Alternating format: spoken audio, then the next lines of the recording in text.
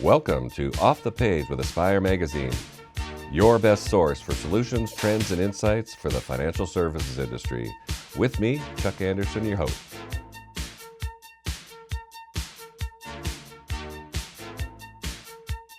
Today's subject is artificial intelligence, and to help us learn more about that, we get to welcome a special guest. She's an AI integration pioneer, Julia McCoy. Welcome, Julia.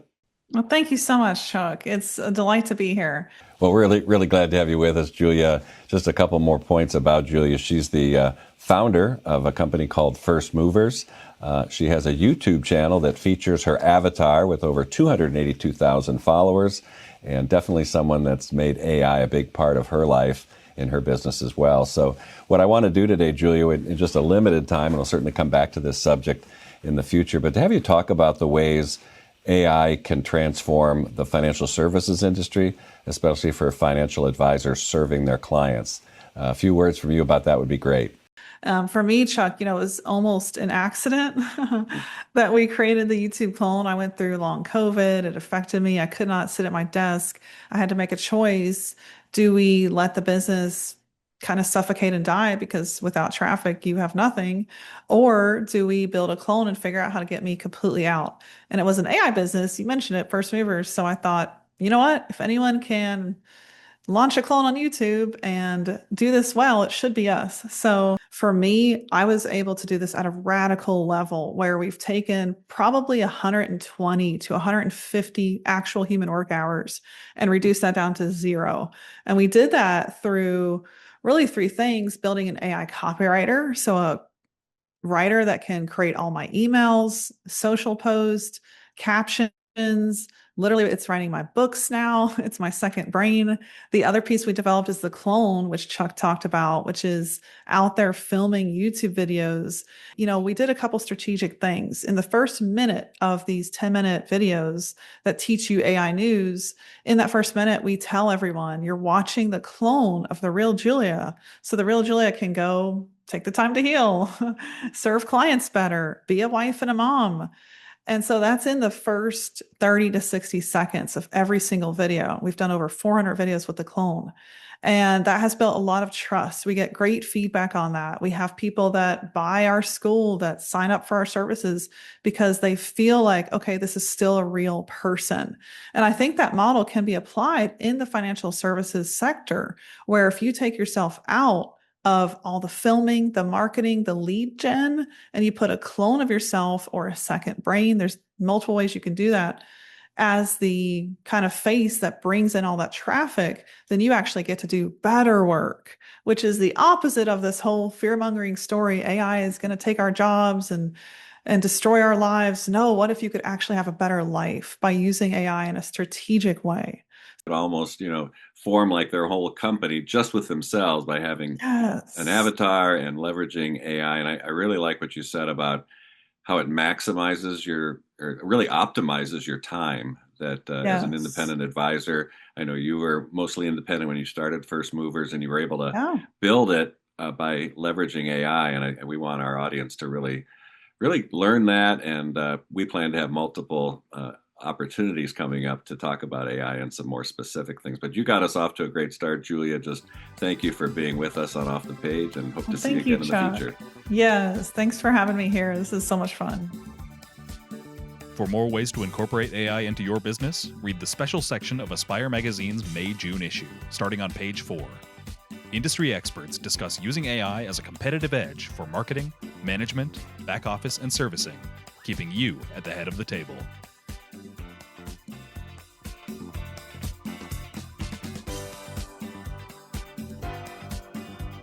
Okay, what is with that blanket? Oh, it's my Securian blanket. It's an unsubtle metaphor for the feeling of security and confidence I have knowing I'm prepared for the future with insurance and retirement solutions from Securian Financial. Learn more at securian.com. Well, we're all set now for our segment sponsored by Securian Financial. They're bringing a very special guest to us today that wrote an article in the May-June edition of Aspire called Exploring How to Build Multi-Generational Client Relationships. So a very important topic. And joining us today, and great to have you with us, is Kristen Andre. She's the chief strategist and the founder of MyFA Coach. and the Andre Group, and based out of Atlanta. So, Kristen, welcome to the program. Thank you very much for having me. I'm excited to be here. Let's dig in. This is a very important topic in your article, and I know you make this part of your practice with advisors. You talk about being family forward, right? You don't want them to miss out on that. That brings with it a number of questions and approaches, including the ideal timing for when you bring the family members in. And then I'm certain from my own experience that there are some red flags that come up along the way and how to deal with those. Maybe just talk about the timing and red flags a little bit so we understand that a little better.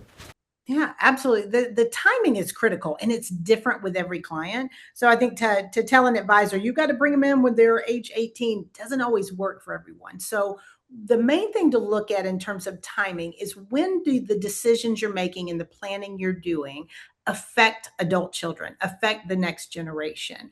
And when you're having those discussions and they're asking questions or they want to know how to talk to their children about it, that's the ideal time to start bringing them into the conversation. If it's going to affect the next gen, we've really got to get them involved in those discussions. Yeah, definitely not miss out on those, right? Because you can get so focused on the main relationship. But we all know it's to make it a lifetime relationship, you really need those family connections.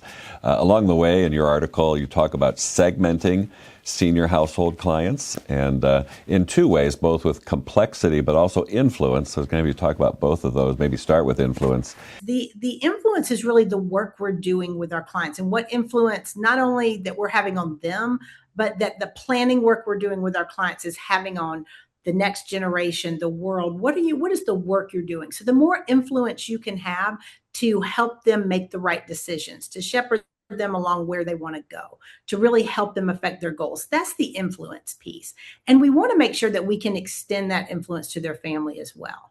But then we get into complexity. We think of segmentation in terms of A, B, and C clients. And obviously your A clients usually have a little bit more complex planning needs, whether it's gifting strategies or charitable giving or philanthropic endeavors. The more complex a client is, the more other people are involved in that planning. And that's when we really want to bring them in. And the mistake I see a lot of advisors making is instead of looking at it from how am I helping them plan, how am I helping them prepare, they look at it as a referral strategy. I need to meet your child. I need to meet your business partner. I need to meet this. And yes, it's 100% a great thing to meet them for business, but that's the mistake or the red flag I'd wave with advisors. Don't make it about that. Make it about how am I helping this client? So instead of saying, I'd love to meet your children, the conversation becomes, would it be helpful if we brought them into this discussion so I can explain some of more of these complex estate strategies or gifting strategies that we're looking at? If you bring them into the discussion, that's how you get them as future clients, not by saying, hey, I'd love to meet with them and help them out.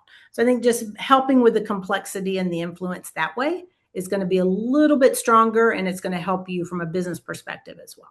People love to talk about their family, right? And there might be some challenges there, but most important thing is to open up, gain that trust, have that influence, and really help make that a big part of your practice. So hopefully everybody is paying attention to this, and make sure you check out Kristen's article in the May-June edition of Aspire. So thank you so much.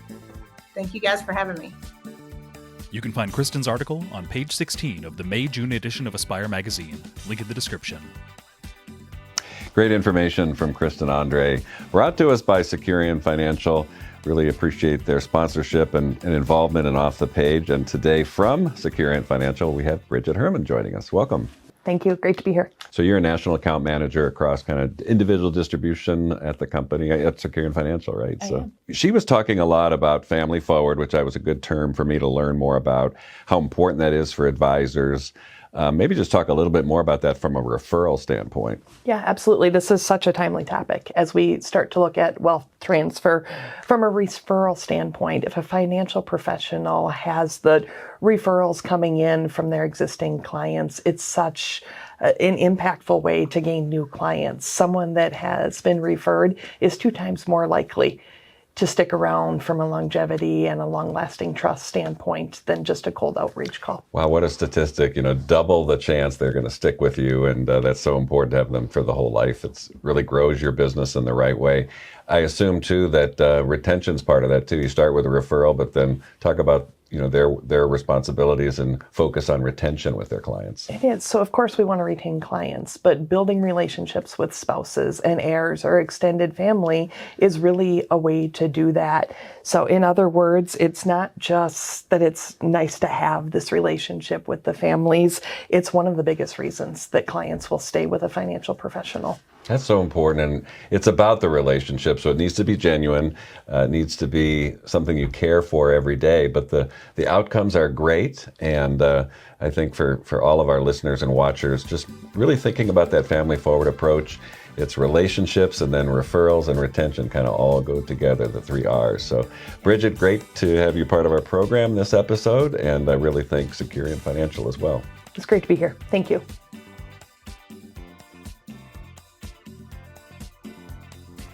What's retirement look like for Sue Bird? Relaxing hobbies. There's one for you. Staying active. Oh no! It's a lot, so I need my savings to last. Okay. Let's plan. Symetra Life Insurance Company, your teammate for whatever lies ahead. Great to have Symetra with us today, talking about longevity. Their article in the May-June edition of Aspire talks about how to bring wellness into the conversation with clients. So important. 4 million Americans turning 65 every year now, over 11,000 a day. Still concerned about dying too young, but even more concerned about living their best life in retirement. So to help us go off the page and talk further about this subject today, we have Jenny Homan. She's the AVP of Life Marketing at Symetra. Welcome to you, Jenny. Thank you. Thanks for having me. I'm glad to be here. We're glad to have you. And also registered dietitian and health and wellness advisor, Matt Kanzi. Welcome to you, Matt. Yeah, thank you, Chuck. It's a pleasure to be here. All right, well, let's dig in, and I'll start with you, Matt. How do you recommend bringing financial wellness into the conversation with clients? Yeah, well, so, the reason, if I just can take a step back on that, that I got into this industry with my message was that up to a certain point, and even to this day, basically the financial approach to retirement is more of a defensive approach rather than an offensive approach. And the conversations were always about making sure that you have enough to afford healthcare in retirement. And so I think that it's really important to look at the opportunity for people to optimize or maximize their financial strength by taking better care of themselves, rather than just kind of living the typical life that most Americans do, and then just kind of seeing where the cards lie and having a lot of money being spent on potentially avoidable expenses in retirement. Yeah, it's such an important subject. And Jenny, I want to shift to you now, talking about it from a carrier perspective. Your company has living benefit riders. They're available across the industry. I think it's such an important tool for advisors. How do you recommend evaluating those with both clients and advisors when talking about their retirement? Yeah, that's a great question. So I think there's lots of different steps. And the first step is just really understanding what each type covers. So with chronic illness, critical illness, and long-term care riders, they all sound really similar, but they actually function very different in terms of condition, limitations, and how the benefits are paid out. And so I think that's really important. And then it's important to look at the structure. And is the benefit built into the policy, or is it an optional rider? And then those usually come at additional cost. And then it's important to consider what qualifying event even allows access to the benefit, and whether there's a waiting period. And just as importantly, it's important to restrictions and how those funds can be used. And then another key consideration is the impact on the policy itself. So if benefits are used, then what happens to the death benefit or the cash value? And in our industry, a lot of clients are focused on accumulation, and then it's just important to make sure that trade-off is understood upfront. But ultimately, it just comes down to helping clients understand the product and its riders, and then addressing their concerns. When you think about, clients, sometimes they've experienced a parent who maybe needed long-term care, or maybe they know someone who went through a serious illness, and those risks are very real, and living benefits provide meaningful reassurance. Lastly, I just like to think of it as an umbrella, and most people associate umbrellas with rain. But they could be just as useful for protection on a sunny day. And so living benefits kind of work the same way. They add flexibility and protection to the policy and allow clients to address needs. That's a great analogy, the umbrella. And so important to really understand those products and features. And the good news is that companies like yours and then all of the BGAs and IMOs in the marketplace, they're there to help the advisor really evaluate each type of living benefit rider and product. So not to worry, there's plenty of resources to help you make those conversations go well and land in the right place. So kind of to bring this all home, Jenny, I was going to ask you, what's one question that advisors should be asking their clients that likely they're not currently asking the question? What's that one question? So I think for me, one question I don't think that gets asked enough is, what's your plan if your health changes? And I think that's important, not just financially, but practically. You ask the question, like, who is going to take care of you? Where is that care going to happen? And then how is it going to impact those people around you? Because the reality is health changes, they don't just affect one person, they ripple through entire families. And when there's no plan in place, those moments become really chaotic really quickly. I know I've seen this firsthand in my own family. My father-in-law, it happened with my father-in-law. He was recently retired at the time, really active, very healthy. And then almost overnight, everything changed. And what our family thought was going to be a short-term issue turned into a terminal diagnosis. And suddenly we were processing, the emotional weight of that. And then also we're trying to make urgent decisions about care and costs and then what the future is going to hold. And there's no clear timeline. And I know I'm a planner. And so that obviously was one of the hardest parts. So I think that's just really important for people because people don't plan for uncertainty. And, you have to ask yourselves, how long was care going to be needed and what's it going to cost? And then what's it going to mean for the family and their finances when you leave those behind? And so those are really difficult conversations, but they're necessary. And so I think, having a plan in place, it's not going to remove that hardship, but it is going to help with that chaos.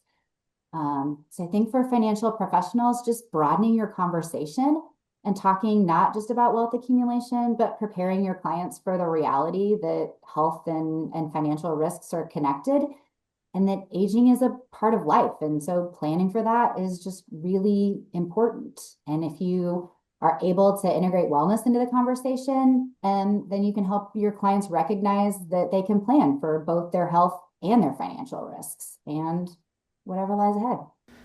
Thank you, Jenny. That personal story really hits home and just really emphasizes the importance of this conversation, that you need to bring wellness into the client relationship. Living your best life is so important. That's what we all look forward to. And so, really having advisors think about that being part of their role is really critical. So you both did a great job with that. Matt, thank you for being with us today.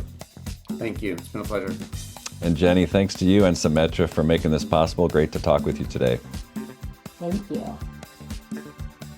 You can find Jenny and Matt's article on page 24 of the May-June edition of Aspire magazine. Link in the description.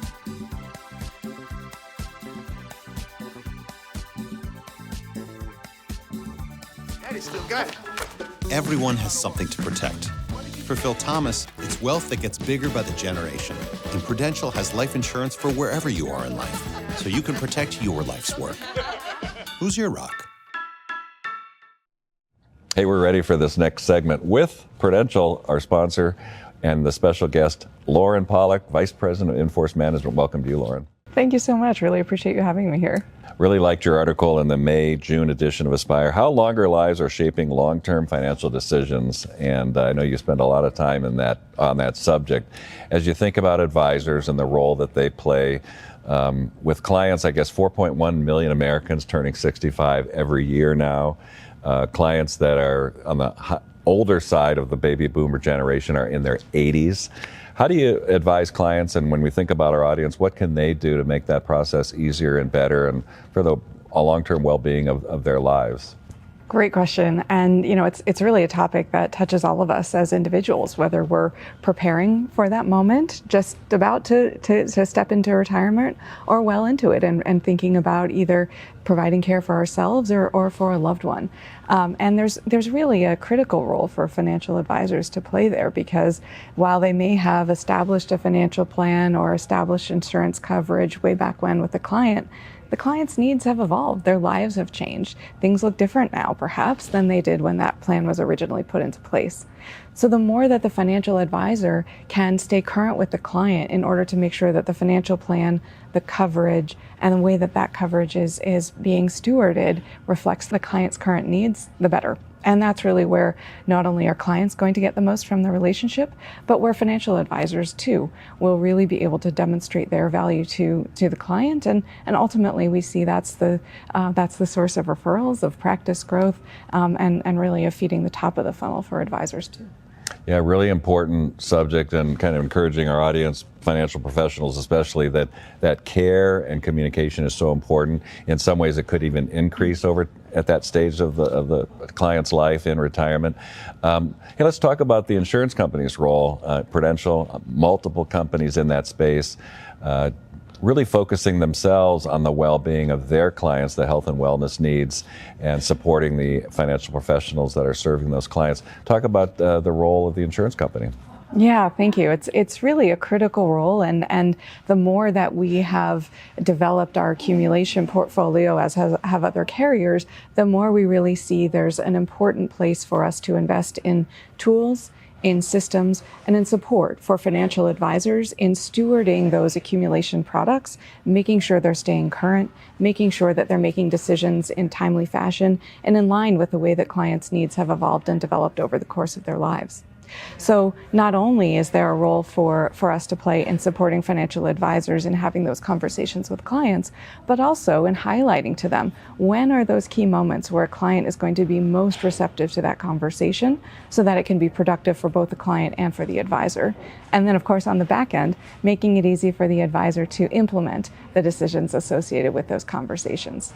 We see our health and wellness program as really part and parcel of those tools and systems, and a supporting way to ensure that they have a mechanism for engaging with the client and having relevant and comprehensive conversations over time, and that the client's attention is brought back to their overall financial planning needs and the ways in which their financial plan needs to keep pace with their health needs and their care needs over time. Thank you for adding the insurance company's role in this whole process and the financial professional. It's so important. I'm very happy we've started this conversation with you from Prudential. We are going to continue it. It's very important. We'll have our next part of this segment coming soon. But Lauren, thank you for kicking it off and being a part of Off the Page with Aspire. We greatly appreciate it. Thank you. It was a pleasure. You can find Lauren's article on page 28 of the May-June edition of Aspire magazine. Link in the description.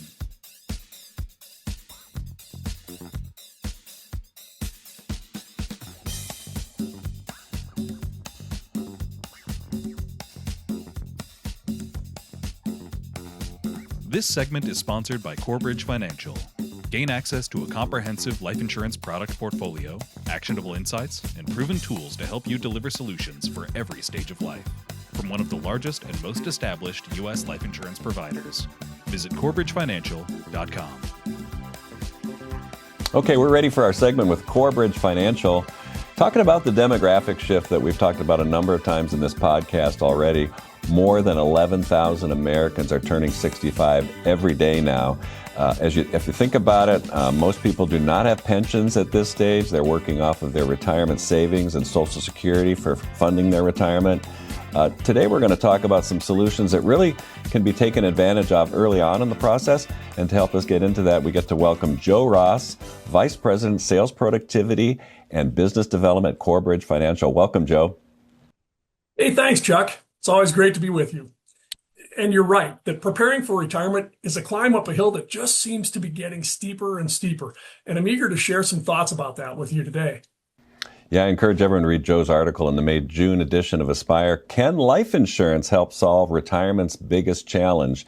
And Joe, I'll just have you start there. give us a sense. Annuities are more frequently used these days, but we want our audience to be thinking about what you propose is using life insurance to fund that retirement income gap. So let us know more about that. Well, Chuck, of course, one function of annuities is generating guaranteed lifetime income. But the surprising thing for many clients, and maybe even for some financial professionals, is that life insurance can also deliver a powerful, effective option for long-term retirement income. Let me offer you just a couple of details here at the start. Now, to be clear, when we think about life insurance, we need to first remember that death benefit protection is the primary purpose. But from there, we can also talk about modern life insurance and how these policies can be designed to build cash value. More specifically, financial professionals can find a few index universal life insurance policies out there with riders that allow policy owners to utilize the policy's accumulated cash value to create guaranteed annual policy loans for the rest of the insured's life. It's these guaranteed loans that create a defined income stream, a guaranteed income stream for life. Those are great points. Those guarantees really do set the stage for a much different and more positive outcome for retirement. There definitely are some best practices, I assume, for which clients that this fits best with. So talk about those best practices with us, Joe. Yeah, ideally, these policies are structured from their inception to optimize the cash value growth. Now, the amount of guaranteed income is dependent on the cash value in the policy when the rider is triggered. So that's the variable. We don't know how much guaranteed income the client is going to receive until we know the cash value we're working with at the time the rider's activated. So an important message to deliver to clients would be this. Supplemental retirement income using life insurance develops over time. You can't put in a lump sum today and start taking income tomorrow like you can with annuities. It generally takes 15 years or more to properly fund a life insurance policy to do this. So the types of strategies we're talking about today make the most sense for clients in their 30s, 40s, and 50s. When you think about it, Joe, how should advisors really evaluate which clients are best suited for this type of strategy?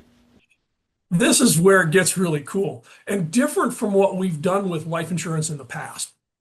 At the time the client is ready to retire, the client gets to decide whether they want to select guaranteed or non-guaranteed income for the rest of their life.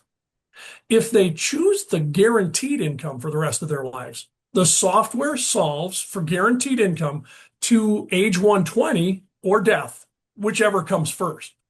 If a client reaches retirement and they're not in very good health, they may opt for the non-guaranteed income, which would allow them to take more out of the policy over a shorter period of time. But if a client is healthy when they reach retirement, the guaranteed income becomes very attractive.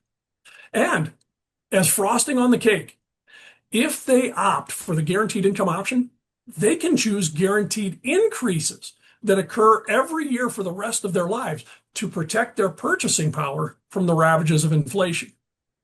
These guaranteed lifetime income riders can be a game changer, Chuck. Great message, Joe, and I think it's really important for advisors to pay attention. You need to make sure you're keeping up with all the options that are available. Joe talked about a great one today with us, and really appreciate you and Corebridge Financial, Joe, for being part of our program. Thank you so much. Hey, thanks, Chuck. And I really appreciate what you and Aspire are doing to keep all of us on the leading edge. You got it. Have a great day, Joe. Thanks so much. You can find Joe's article on page 20 of the May-June edition of Aspire magazine. Link in the description.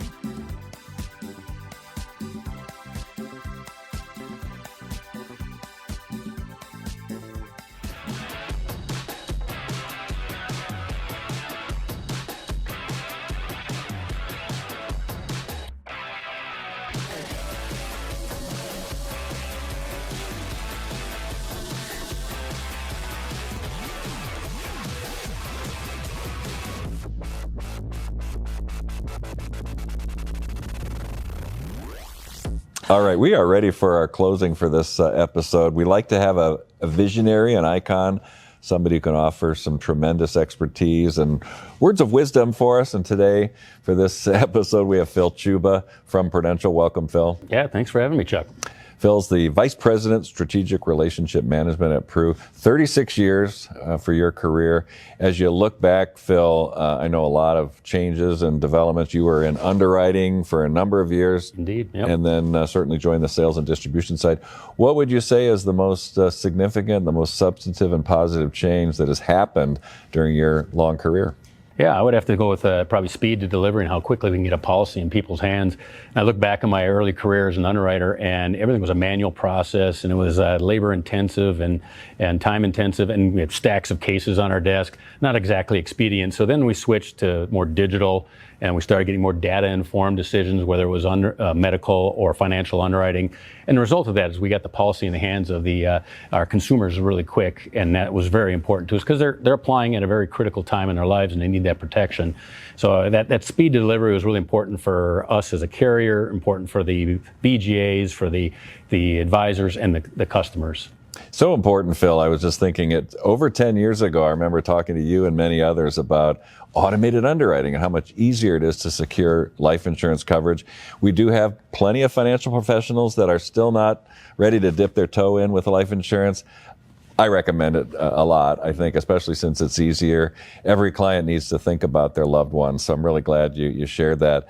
And then kind of shifting gears, we've talked a lot on our podcast about preparing for retirement and really making sure that the client's well-being is cared for long into the future, keeping our promises as an industry and certainly for life insurance companies. As you look at the next decade, what are some ways that companies like yours and financial professionals can be focused on for making sure we keep our promises? Yeah, I think it's important for all of us to continue to work and make it easier to have access and to keep life insurance in force. Right now, we're looking more at living benefits too, and also having the health, wealth, and wellness type of approaches, which I think is fantastic. We also have to make sure that regardless of the background and their social economic status, that people have access to the life insurance, and we got to make it easier and simpler for them to do that. And I'm really proud to be part of an organization and an industry that is always committed to those long-term promises and earning that trust of the consumer. So I really think that ease of doing business is super important. It sure is, and really just having access to that information right at your fingertips. I know many carriers, Prudential included, just making things available to clients in an easy format. So Phil, I mean, after 36 years, in your long career, plenty of years ahead of you, but as you think about younger people watching this, listening to us, financial professionals, people in home office or BGA roles, what's one piece of important advice you wanted to share with everybody watching and listening today? Yeah, I think what's always helped me is staying focused on recognizing that there's always a real person behind every one of these policies. They're out there trying to protect their loved ones, their family, their businesses, and that's just an extreme important and a big responsibility for us. So I never want us to forget that even though our roles may change and we may use different tools like AI, but our responsibility at the end of the day is making sure these people get the protection they need. And that's really what matters the most in this business. I think that's excellent advice. I know we think about this program being for financial professionals. Ultimately, it's for those clients and customers of theirs. That's what's most important. And like you said, every transaction, every policy, there's a real person there, a family member, somebody who's caring for others. And so let's all make sure we follow through on that. And Phil, great to have you with us for our closing today. And thanks for being part of Off the Page with Aspire. Yeah, my pleasure. Thanks, Chuck. You've been tuned in to Off the Page with Aspire Magazine. Thank you from our Off the Page team. Executive producer Pam Sheehan, host and associate producer Chuck Anderson, contributing editor Catherine Thoreau, videographer and director Eric Lindholm. We look forward to having you join us on future Off the Page episodes. Until then, be happy and be well.